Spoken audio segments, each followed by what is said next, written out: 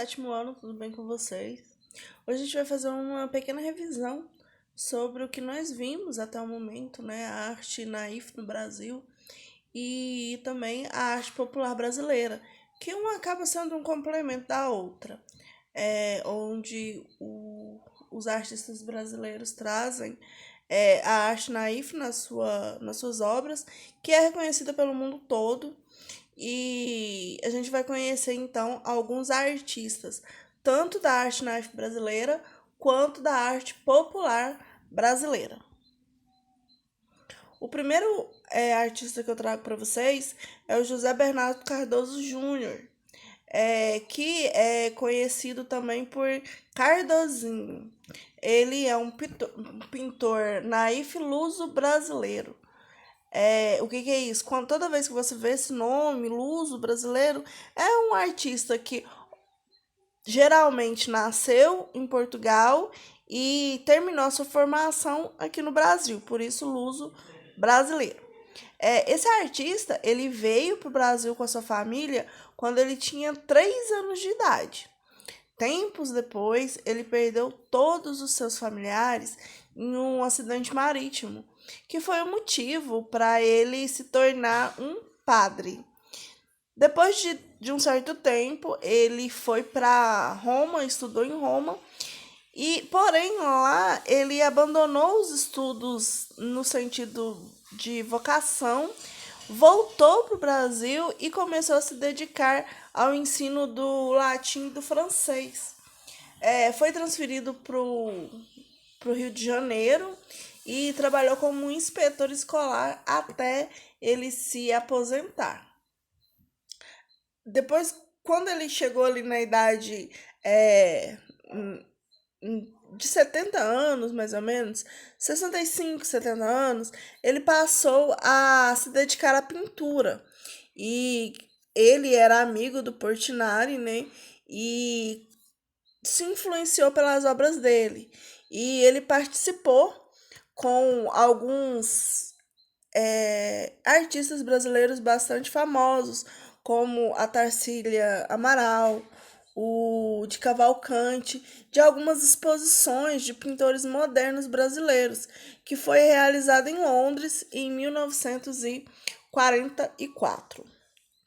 Um outro artista brasileiro é o Francisco Severino.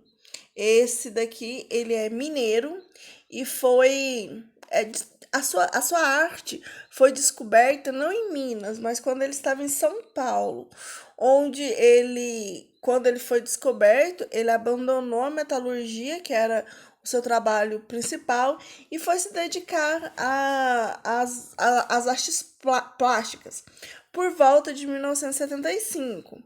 Ele é considerado um artista autodidata e ele recebeu aí incentivos na influência da sua obra, principalmente do Rodolfo Tamanini Neto, que é um pintor de arte naif também.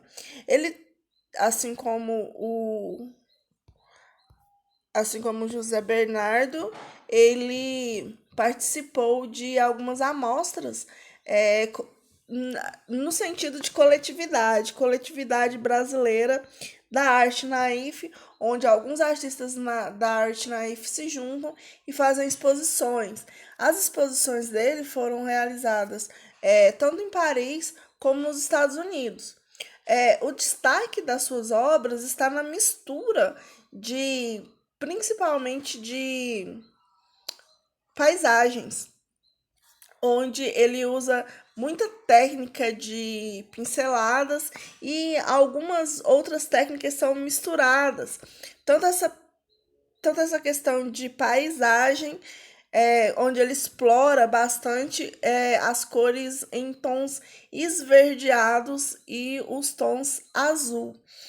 E ele também, nas suas obras, é presente muitas cores e muitas formas.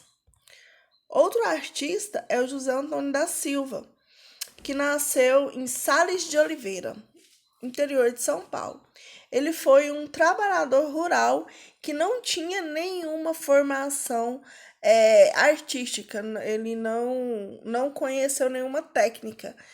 E então, por isso, ele é considerado um artista também autodidata. Além de desenhista, ele também era escultor. E ele conseguiu expor suas obras em galerias de São Paulo e foi visto é, pelo diretor do Museu da Arte de São Paulo da época, o Pietro Bardi, como um importante artista que estava em ascensão na época brasileira. Ele recebeu o prêmio de aquisição do Museu da Arte Moderna de Nova York, na primeira Bienal Internacional de São Paulo, em 1951. Foi onde ele começou a se tornar conhecido. No ano de 66, o artista criou o Museu Municipal de Arte Contemporânea, várias obras que são expostas, inclusive, fora do Brasil, no exterior. Outro artista, que inclusive a gente falou dele nas últimas aulas, é o Valdomiro de Deus, que nasceu na Bahia e depois morava na Bahia e ele se mudou para São Paulo. Onde lá em São Paulo ele inicia aí sua carreira artística por volta dos 17 anos. E ele começa a produzir os trabalhos profissionalmente, realizando as suas primeiras exposições por volta de 1966, na Fundação Armando Álvares Penteado. O Valdomiro, ele retrata basicamente temas religiosos, criando algumas imagens muitas vezes polêmicas, como ícones de igreja católica, vestidos com mini saia, com botas e bermudas, e isso causa um certo alvoroço aí no meio artístico. Entre 1960 e 1970, ele expôs as suas obras na Inglaterra, na Itália, na Bélgica, Alemanha e Estados Unidos. E em 93 ele foi premiado pelo Centro de Estudos de Pesquisa das Nações da Itália como um melhor artista. E no ano de 2000 ele teve a sua própria sala na Bienal de Arte Naif do Brasil. Então foi um artista bastante reconhecido, tanto dentro do Brasil como fora do Brasil. Um último artista que eu vou apresentar para vocês é a Lourdes de Deus. Essa artista, ela é pernambucana, que a partir do convívio aí com a arte do marido, que a gente falou anteriormente, o Valdomiro de Deus, ela começou a pintar também e teve como influência aí algumas obras do próprio marido. E a partir daí ela foi aperfeiçoando a sua técnica e se tornou uma artista com aspectos diferentes do seu marido. Ela retrata principalmente festas populares, é o que ela mais gosta de representar. E representando assim, principalmente os temas que têm a ver com a natureza e com o trabalho livre, as festas livres principalmente. É, Ela dá o seu próprio sentido para as suas festas, ela não representa exatamente as festas como elas são. Ela representa, tem um pano de fundo, as festas regionais, mas ela traz ali o seu toque pessoal em cada uma dessas festas, principalmente com flores e elementos da natureza, que são mais simbólicos para ela do que para a própria festividade em si. Essa artista agora que eu vou apresentar para vocês, ela é uma artista popular brasileira. Ela trabalha não só com a arte naif, mas com as artes plásticas no geral, que é a Thaís Gomes. Ela é uma artista de São Paulo que, além de ser uma artista plástica, ela também é cantora. Então ela engloba aí, está englobando dois tipos de arte, que são as artes visuais, e o fato dela cantar, que é considerado uma arte também. E ela possui, além disso, vários outros meios. Ela está nesse meio artístico. Ela produz algumas coleções na moda, ela produz ilustrações para colocar em livros, ela faz algumas artes específicas para livros didáticos também. Então, assim, ela é o que a gente chama no Brasil, o que a gente tem no Brasil, de uma artista quase completa. Por que ela não é completa? Porque ela não domina nenhuma técnica no sentido de, além de cantar, ela não possui nenhuma técnica em nenhum instrumento musical. Então, por isso, ela não é considerada uma artista completa, mas quase completa, porque ela atua em vários campos das artes. No início da carreira, ela era conhecida pelo estilo da arte naif, mas então ela migrou e conseguiu ser especialista em outras áreas e conseguiu se identificar nas suas obras, não só como arte naif, mas como uma artista plástica. Ela tem como base um artista que ela admira bastante, que é o Rousseau, o Henri Rousseau, que é aí o precursor do estilo naif. E no Brasil, ela aprecia alguns outros artistas, como o Heitor dos Prazeres também, que além de pintor, ele também é músico. E uma grande influência dela vem aí na arte de cantar, que surge na infância, onde ela se identifica principalmente com o samba, que é bem característico do Brasil. E ela tem como influências na arte do canto, principalmente os artistas considerados artistas clássicos do samba brasileiro, que é o Zeca Pagodinho, Clara Nunes, Bete Carvalho e alguns outros artistas. Então, eu vou algumas nomenclaturas que vocês devem saber quando se fala do mundo das artes. Entre elas está, eu vou citar algumas palavras, por exemplo, o cânone, que é um conjunto de obras de artistas e de técnicas que já foram consagradas na história da arte, ou consagradas pelo público, ou consagradas por críticos, e também pelos teóricos nas universidades, no que a gente chama de Escola das Belas Artes. Um outro termo é o termo cultura popular, que é uma série de manifestações de determinada região que são ligadas à produção artística, vestuário, costume, alimentação, e que não está necessariamente relacionada aos saberes acadêmicos ou aos saberes tradicionais dessa região. A cultura popular é algo que vem mesmo da massa, da população que habita ali um certo local. Modelagem, que é essa criação tridimensional, usando matéria-prima como a argila, o gesso e também o mármore. A pintura, que é o mais conhecido de vocês, que é o uso aí de pigmentos líquidos sobre uma superfície ou de papel ou numa tela, onde você pode expressar a sua arte com tintas, pincéis e pigmentos. Objeto utilitário é o artefato do cotidiano que possui uma função prática, como potes, moringas, cestos, etc. Objetos de utilidade e objetos de arte, que são os objetos que possuem uma função prática e uma finalidade estética, onde ele é valorizado por si só, independente da função que ele possa exercer.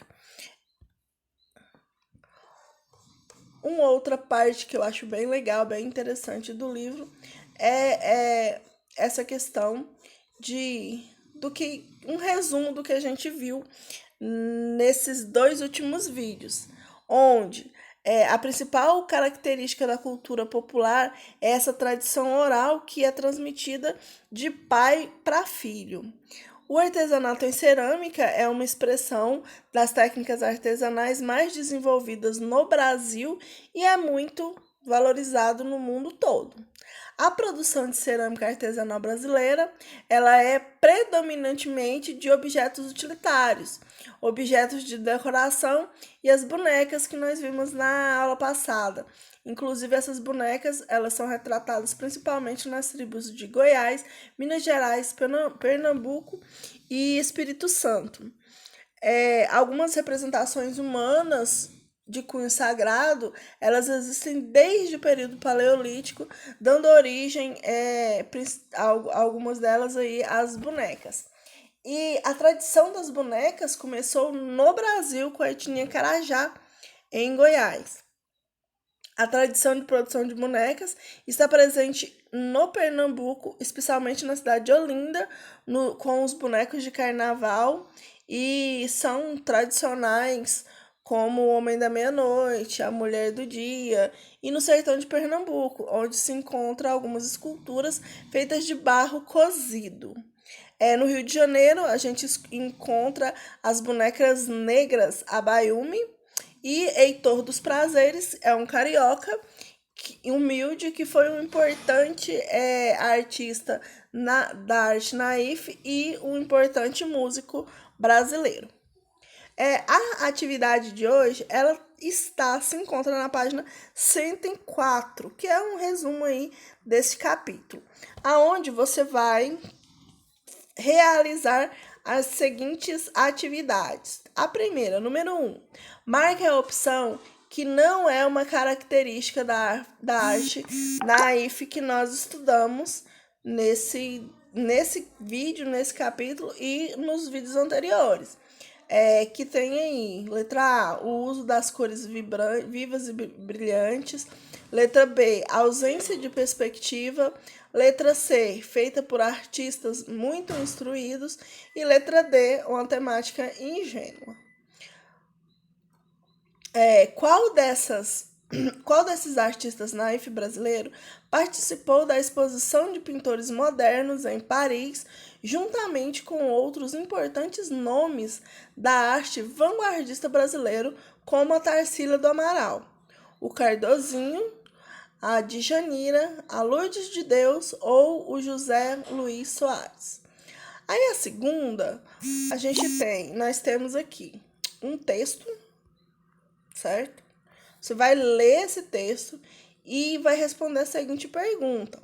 A partir do texto acima, tente relacionar essas ideias de Mário de Andrade, um importante artista e estudioso das tradições populares brasileiras, ao que foi visto na unidade correspondente à arte popular brasileira. Quais seriam seus principais traços? Quais elementos se repetem? É possível ver a existência dos museus e das suas pesquisas acerca dessas práticas com alguma relevância? Então, você vai ler esse texto e responder a essas questões aqui. Terminando de fazer essa atividade, você vai tirar a sua foto de maneira legível para que eu possa corrigir e postar lá na sala do Classroom, onde eu vou colocar no tópico de artes a seguinte legenda. Eu vou deixar lá como revisão, tá ok? Revisão, arte naif e arte popular brasileira. Página 104, você vai tirar sua foto e postar lá no Classroom, tá ok? Galera, beijos para vocês. Qualquer dúvida em qualquer uma dessas questões ou no decorrer do nosso curso, pode me procurar, estou à disposição de todos vocês, tá ok? Beijinhos e até nossa próxima aula.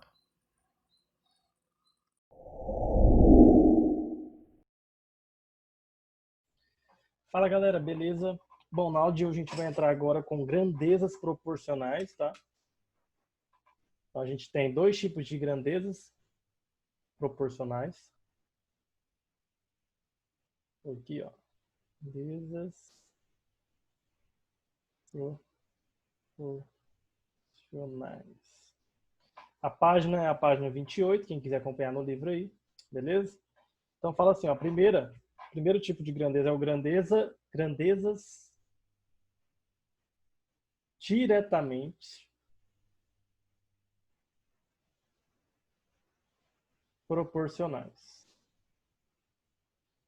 O segundo tipo são as grandezas inversamente proporcionais. Tá? Então, primeiro a gente vai ver as grandezas diretamente, depois a gente vê as inversamente. Vamos ver alguns exemplos aqui. Ó. Vamos começar com as grandezas diretamente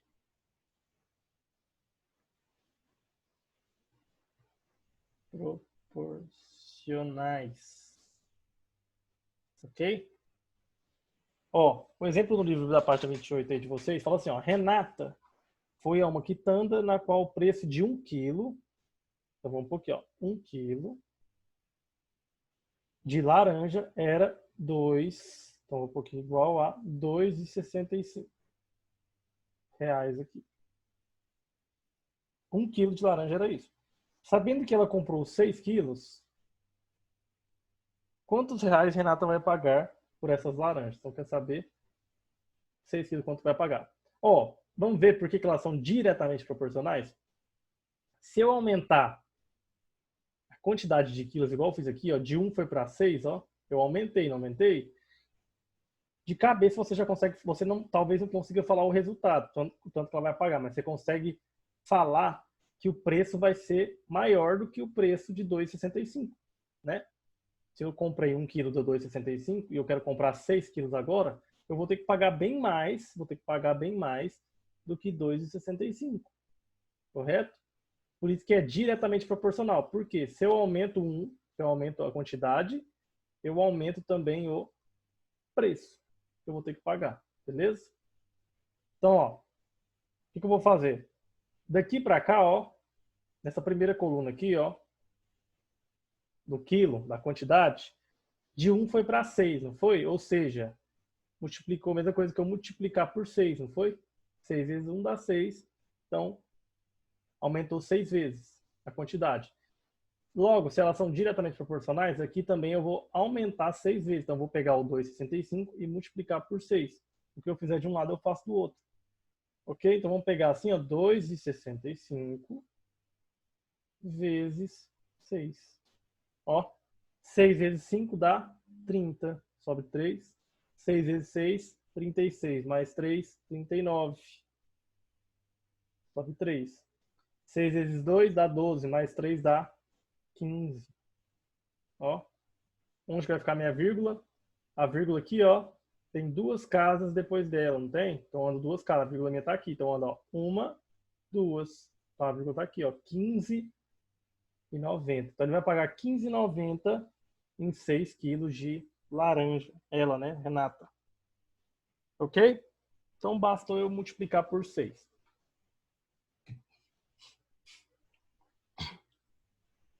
Só que nem sempre, aí virando a página 29, fala assim, ó, nem sempre duas grandezas são proporcionais. Em uma partida de futebol, por exemplo, a quantidade de gols não é proporcional ao tempo. Se durante os 20 minutos iniciais de jogo forem feitos 2 gols, não significa que durante os próximos 20 minutos serão feitos mais 2 gols, tá? Porque futebol já não é uma coisa proporcional, né? Não significa que, igual ele falou, não significa que eu fiz um gol em 5 minutos, que daqui a 5 minutos eu vou fazer outro gol. Isso aí depende de outros fatores, tá? Então aí, ó, veja nos quadros outros exemplos de grandezas diretamente proporcionais. Então tem, ó, quantidade de gasolina em litros, né? Então, ó, ele fala o quê? Que 1 litro de gasolina equivale a 3,47. 15 litros vai valer quanto? Ó, aqui eu não multipliquei por 15, ó. Não foi 15 vezes mais quantidade? Então aqui eu faço a mesma coisa, eu multiplico por 15. Então vai ficar 3,47 vezes 15, ele já deu a resposta pra gente aí que dá 52,05 reais. Que eu vou ter que pagar. O outro exemplo é a quantidade de farinha em quilo, ó. Ele deu aí, ó, que 5 quilos equivale a R$15. Se ele estivesse perguntando pra gente 20 quilos, vai dar quanto? Tá? Agora aqui não começa com 1, ó. Mas eu sei o quê? Que de 5 para 20, o que eu fiz? Eu multipliquei por 4, não foi? É 4 vezes mais? Aqui eu faço a mesma coisa, ó. Vezes 4. 15 vezes 4 vai dar 60 receitas. Ok? Essas são as grandezas diretamente proporcionais, né? Porque nesse caso da farinha aqui, ó, se eu aumentar a quantidade de farinha, eu consigo fazer mais receitas. Na gasolina, se eu aumentar o litro, eu vou ter que pagar mais, né? Então, são diretamente proporcionais. Agora vamos ver as inversamente proporcionais, tá? Logo aí embaixo tem o quê? Um exemplo, ó. Para colher o milho que plantou, Francisco utilizará 2 colhedeiras, que juntas vão colher toda a plantação em 6 dias. Se Francisco contratar 4 colhedeiras, em quantos dias, mantendo o mesmo ritmo, o de trabalho será feito toda a colheita? Então vamos lá. Ó. Primeira coluna, quantidade de colhedeiras. Segunda coluna, tempo de colheita. Né? Então, ó, primeiro, ele tinha 2 colhedeiras, né? E ele fazia o trabalho em 6 dias. Não é isso? Com 4 colhedeiras, vou fazer o trabalho em quantos dias? Vamos ver por que isso aqui é inversamente proporcional? Porque, ó, pensa comigo. Se eu tenho 2 colhedeiras trabalhando, eu demoro 6 dias. Se eu aumentar esse número de colhedeiras, se eu for para 4, eu vou demorar menos dias, não vou, para fazer o trabalho? Só pensar o seguinte, ó. Eu tenho um aluno, certo? Um aluno pintando um desenho. Se eu colocar mais um aluno para pintar o mesmo desenho junto com esse primeiro aluno, não vai ser muito mais rápido? Não vai demorar muito mais tempo para terminar de pintar? Vai. Então, são inversamente proporcionais. Por quê? Se eu aumentar aqui de um lado, do outro lado diminui. Ó, diferente da diretamente proporcional, que aumentava também. Se eu aumentar o número de colhedeiras trabalhando, o tempo vai diminuir. Certo? Então tá, já vi que elas são inversamente proporcionais. Então a dica que eu dou para vocês, quando pegar um exercício, antes de começar a fazer as contas, vocês devem ver se são diretamente proporcionais ou inversamente proporcionais. Ok? Então vamos lá. Ó. Nesse caso aqui, ó, o que aconteceu? Daqui para cá, ó, multiplicou por 2, não foi? Só que agora elas são inversamente proporcionais. O que eu vou ter que fazer? Desse lado aqui, ó, se de um lado multiplica, do outro eu vou ter que dividir por 2. Ok? Então vai ficar assim, ó. 6 dividido por 2 dá 3. Então, 4 colhedeiras vão demorar 3 dias. Entenderam? Então, no inversamente proporcional, se de um lado eu estou multiplicando, do outro eu tenho que dividir. Se de um lado eu estou dividindo, do outro eu tenho que multiplicar. Ok? Vamos ver aqui outros exemplos, ó. Outros exemplos aí, ó. Quantidade de operários.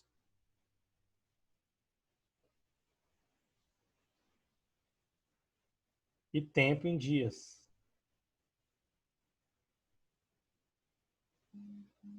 Certo? Então, ó, quantidade de operários eu tenho 42. E aí, tempo em dias. Provavelmente aqui, a quantidade de operários é inversamente proporcional à quantidade de dias de trabalho a executar certa tarefa. Então, vamos supor que, para executar uma certa tarefa, vamos inventar um exercício aqui, ó. Para construir uma casa, 42 operários demoram 18 dias. Certo? Se eu pegar só 6 operários, quantos dias eles vão terminar essa casa? Vamos fazer essa conta, ó. Vamos primeiro ver se ela é inversamente proporcional ou diretamente proporcional. Se eu diminuir aqui, igual no caso, eu diminuir o número de operários, não foi? Foi de 42 para 6. Quer dizer o quê? Que meu tempo, eu vou demorar muito mais para construir a casa, não vou? 42 pessoas construindo uma casa demorou 18 dias. Só 6 pessoas vai demorar muito mais que 18. Então, aqui, ó, meu tempo ele vai aumentar. Vai demorar muito mais dias, certo? Então, são inversamente proporcionais. Daqui para cá, ó, o que aconteceu? Eu dividi por 42, dividido por que número que dá 6? É o 7, não é? Então, eu dividi por 7. Isso significa o quê? Que daqui para cá eu vou ter que multiplicar por 7. 18 vezes 7 já deu pra gente que é 126. Beleza? Tranquilo, né? E velocidade, quilômetros por hora e o tempo. Velocidade também é uma grandeza inversamente proporcional. Por quê? Ó, vamos supor que eu faço uma viagem a 15 km por hora. Eu vou demorar 18 horas para chegar.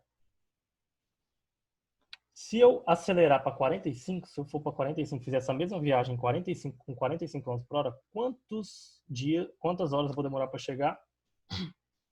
Então aqui, ó, o que aconteceu? Eu aumentei a minha velocidade. Quer dizer o quê? Que eu vou gastar menos tempo para chegar, não vou? Se eu aumentei para 45, quer dizer que o tempo que eu vou gastar para chegar vai ser bem menor. Então daqui para cá, ó, o que eu fiz? Multipliquei por 3. Então daqui para cá eu tenho que dividir por 3. 18 dividido por 3 vai dar 6. Beleza, galera? Então essa aí foi a nossa aula. Espero que tenham gostado. Eu vou deixar para vocês a tarefa. A número 1, tá? Número 1 da página 30. Ela termina na 31. Então é número 1. Página 30 e 31. Ok? Fazer e mandar lá no Google Classroom. Valeu, galera. É isso aí. Tamo junto e até a próxima aula. Valeu.